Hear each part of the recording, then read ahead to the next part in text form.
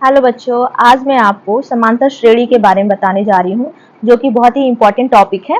तो आप हमको बता सकते हैं कि समांतर श्रेणी का उपयोग हम कब करते हैं? सबसे पहले हमको ये बताइए 1 + 2 कितना होता है? तो जाहिर सी बात है 1 + 2 हमें पता है 3 होता है। चलिए अब हम ये बताइए 1 + 2 + 3 कितना होता है? तो ये भी हम पता कर लेंगे 3 + 2 + 1 = 6 होता है। अब मैंने कहा कि 1 + 2 + 3 + 4 कितना होता है? तो आप कहेंगे 4, 5, 6, 7, 8, 9, 10 होते हैं। ठीक है। अब ऐसे-ऐसे तो जो छोटे नंबर्स होते हैं उसको तो हम जोड़ सकते हैं, लेकिन जब मेरे पास 1 + 2 + 3 + 4 + 5 + 6 + 7 ऐसे करके बहुत सारे नंबर आ जाए, अब इसको काउंट करना हो तो शायद हमारे पास बहुत टाइम लेना पड़ेगा, बहुत टाइम टेकिंग हो जाएगा। तो इसके लिए सबसे पहले हम क्या यूज करते हैं? फॉर्मूला। आपको तो पता है फॉर्मूला कई बार हम लोग सोचते हैं याद करना पड़ता है, तो लेकिन ये हम लोग को याद करना पड़ेगा, क्योंकि इस तरह से छोटे नंबर्स जोड़ो तो हमारा 1 + 2 3 हो जाता है, 1 + 2 3 = 6 हो गया। लेकिन जब बड़े बड़े नंबर्स हमको ऐड करने होते हैं तो हम क्या कर सकते हैं? तो इसके लिए हम फॉर्मूला यूज करेंगे n × n + 1/2। तो जैसे हम टेस्ट कर लेते हैं एक बार पहले इसको। तो जैसे हम ये पता है कि 1 + 2 होता है 3, तो क्या इस फॉर्मूले से भी 3 आएगा? तो हम करके देख सकते हैं। पहले सबसे पहले हम पता करें n होता क्या है। n जो होता है, जो लास्ट का नंबर होता है वो n होता है, मीन्स n = 2 होगा। तो अब हम ये लास्ट का नंबर इस फॉर्मूला में पुट करते हैं 2, 2 + 1/2। तो हमारा क्या आता है 2, 2 + 1 क्या हो गया 3, और 3 2 जा 6, और 2 3 2 जा 6/2, और 2 का डिवाइड करेंगे 3 से, आंसर हमारा क्या आ गया 3। मीन्स इसको जोड़ने पर 3 आया और फॉर्मूला यूज करने पर भी 3 आया। इसका मतलब हमारा ये फॉर्मूला सही है। अब ये देखिए 1 + 2 + 3 इसका हम ऐड करते हैं तो 6 आता है। तो ऐड करने पर 6 आया, क्या फॉर्मूला यूज करने पर भी 6 आएगा? चलिए हम इसको टेस्ट कर लेते हैं। n × n + 1/2। तो इसको यूज करते हैं तो n की वैल्यू हमारी क्या हो जाएगी? जो लास्ट का नंबर होता है, n की वैल्यू हमारा लास्ट का नंबर होता है, तो n की वैल्यू हमने 3 रख दिया। 3 रखने के बाद 3 + 1/2, तो 3 और 3 + 1 होता है 4/2, और ये 4 और 3 को मल्टीप्लाई कर देंगे, 4 3 जा 12 और /2, तो डिवाइड करने पर 2 6 जा 12, हमारा आंसर आता है 6। और इस तरह से ऐड करने पर भी हमारा 6 आता है। ठीक है। और इस तरह से हम बड़े बड़े नंबर को ऐड कर सकते हैं इस फॉर्मूला से। मान लीजिए अब हमको इसको ऐड करना है 1 + 2 + 3 + 4 + 5 + 6 + 7। अब इतने सारे नंबर कौन ऐड करने जाए? तो सबसे सिंपल फॉर्मूला हम क्या करते हैं? फॉर्मूला लगाते हैं n × n + 1/2। इसमें n की वैल्यू क्या होगी? जो लास्ट का नंबर होगा, तो n की वैल्यू 7 रखते हैं, तो 7 × 7 + 1/2। तो 7 + 1 क्या होता है 8, और 2 8 7 जा 56/2। 2 का डिवाइड हम 56 से करते हैं, 2 2 जा 4, 2 8 जा 16, तो हमारा आंसर आता है 28। इस तरह से n × n + 1/2 ये हम यूज करते हैं, ये फॉर्मूला हम यूज करते हैं जितने भी नेचुरल नंबर्स होते हैं, जितने भी आप कितने भी नेचुरल नंबर्स ले लो, 1 से 100 तक ले लो, 1 से 200 तक ले लो, जितने भी बड़े नेचुरल नंबर्स हैं आप इसको मिनटों में जोड़ सकते हैं। और इस फॉर्मूला से मैंने एक बेस बताया है कि किसी संख्या को जब जोड़ना होता है तो कौन सा फॉर्मूला कब यूज करते हैं। जैसे ये अब इसमें कोई डिफरेंस नहीं है, मतलब एक तरह से एक एक का डिफरेंस ही होगा। 2 - 1 1, 3 - 2 1, इसमें एक एक का ही डिफरेंस है। तो इस जब एक एक का डिफरेंस हो तो हम ये यूज करते हैं, ये वाला फॉर्मूला यूज करते हैं n × n + 1/2। लेकिन जब हमारे पास ऐसे नंबर आ जाए जैसे 1 + 3, 3 + 5, 5 + 7, अब इसको ऐड करना हो तो हम क्या करेंगे? तो इसको भी आप ऐड करेंगे 7 + 5 8 9 10 11 12 13 14 15 16, ये 16 आ जाएगा। 16 आ गया। तो अब हमें क्या करना है? इसको ऐड करना है। तब क्या इस पर भी ये फॉर्मूला यूज कर सकते हैं? चलिए हम देखते हैं। n × n + 1/2 करके देखते हैं। मैंने बताया था n जो होता है वो लास्ट टर्म होता है, तो n की वैल्यू हमने 7 रख दिया। ठीक है।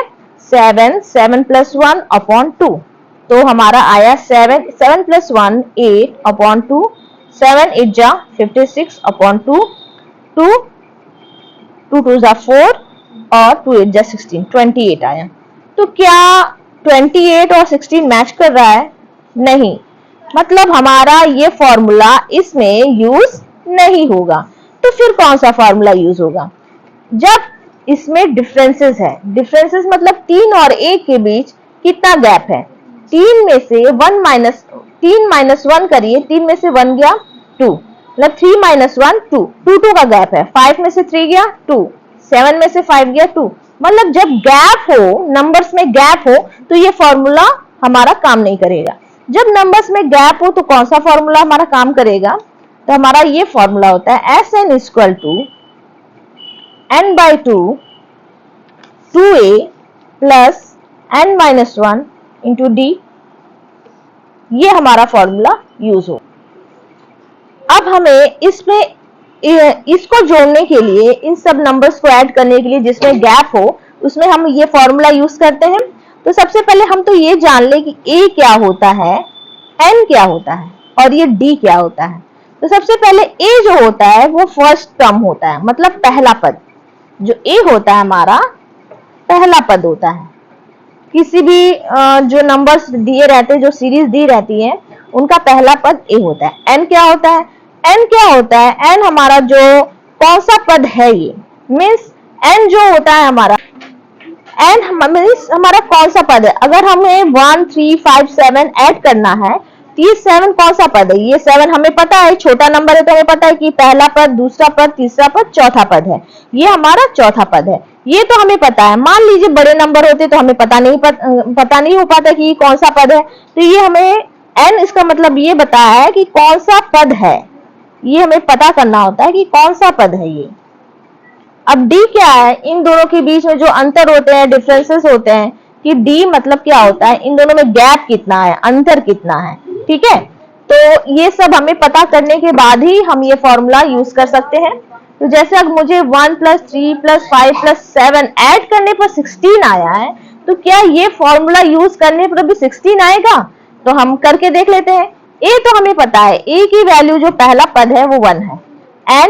n कौन सा पद है? n हमारा है 1 2 3 4, चौथा पद है। मान लीजिए इसमें तो हमें पता चल गया कि हमारा चौथा पद है, लेकिन अगर हमें नहीं पता होता तो कौन सा पद है, तो इसके लिए हम क्या करते हैं, इसको हम निकालने के लिए क्या करते हैं, an equal to a plus n minus 1 into d, ये फॉर्मूला यूज करेंगे। इस फॉर्मूला से हम पता कर लेंगे कि n कौन सा पद है। तो सबसे पहले n तो अभी हम देखते हैं, अभी इस फॉर्मूला से यूज करेंगे। d कितना है? d हमें पता करना होगा 3 माइनस 1, 3 माइनस 1, 3 माइनस 1 2, 5 में से 3 गया तो भी 2 आएगा, मतलब d हमारा क्या आएगा 2। तो इस फॉर्मूला से हम पता कर लेंगे ये कौन सा पद है। तो an इक्वल टू a क्या है 1 प्लस n तो हमें पता नहीं है, n माइनस 1, और d की वैल्यू क्या है 2। an equal to 1 plus 2n minus 2 1 जा 2, an equal to 1 minus 2 minus 1। हाँ, an हम क्या लिखेंगे? an जो होता है हमारा लास्ट टर्म होता है, मतलब ये जो आखिरी वाला होता है 7, यही तो हमें पता करना है कि ये कौन सा पद है। an equal to 7, an equal to, an का मतलब होता है, an को l से भी हम डिनोट कर सकते हैं। an का मतलब होता है लास्ट, मतलब अंतिम पद, अंतिम पद। तो हम लिख सकते हैं an equal to 7 equal to 2n minus 1, 7 plus 1 equal to 2n, 7 plus 1 8 upon 2 equal to n, 2 4 जा 8, मतलब n की वैल्यू हमारी 4 आ गई। मतलब ये जो होगा चौथा पद होगा, चौथा पद। देखिए 1 2 3 4, पहला पद, दूसरा पद, तीसरा पद, चौथा पद। ऐसे देखने पर भी अगर बड़े नंबर आ गए तो इस फॉर्मूला से हम चौथा पद निकाल सकते हैं। तो हम n इक्वल टू 4 लिख सकते हैं। अब हमें a की वैल्यू पता चल गई, n की वैल्यू पता चल गई और d की वैल्यू भी पता चल गई। अब इन वैल्यू को इसमें पुट करके हम जितना जोड़े हैं, इसको जितना जोड़ेंगे इसका आंसर आ जाएगा। तो हम टेस्ट करके देखते हैं। तो हम ऐड करके देखते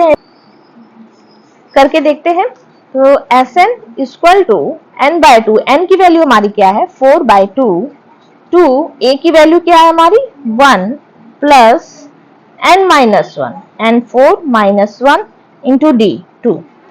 Sn इक्वल टू 2 2 जा 4, 2 2 1 जा 2 प्लस 4 माइनस 1 3, 3 2 जा 6।